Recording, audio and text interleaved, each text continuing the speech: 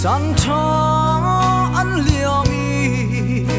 thei ok tha loin kiu tha an thiam lo kan nu nang ha hi min mai bang an sam an lo than kan ti bang an luang i kiu than sa lo in Somalia chua chang sing ha par bang siam ding bi hi kan pum chu lei di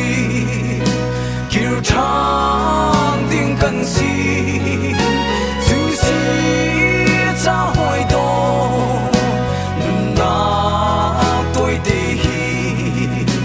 dot na par danin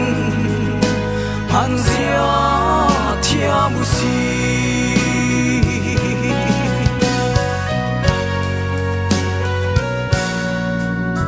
kan ha kho mi chu kan thi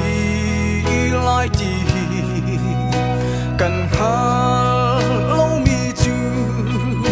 say ti kan thi la chu si cha hoi do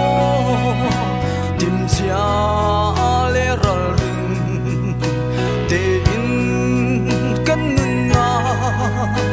han sia thia mu si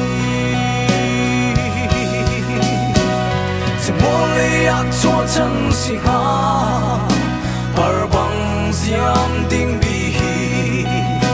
kan pum chu lei di kiu than ding kan si chu si cha hoi do nun na toi de hi dot na par darin han sia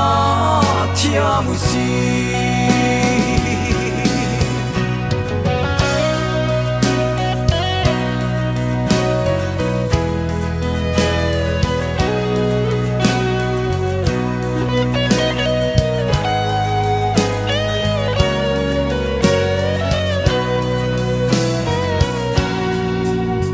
lei a chua chang le lum na ti mi chu kan mi nung hoi he dot le rem te le ser tu chung pathian ti le anol sul tha hi kan nun chung kan tuan ting an si Somalia chua chang sing ha par bang siam ding bi hi kan pum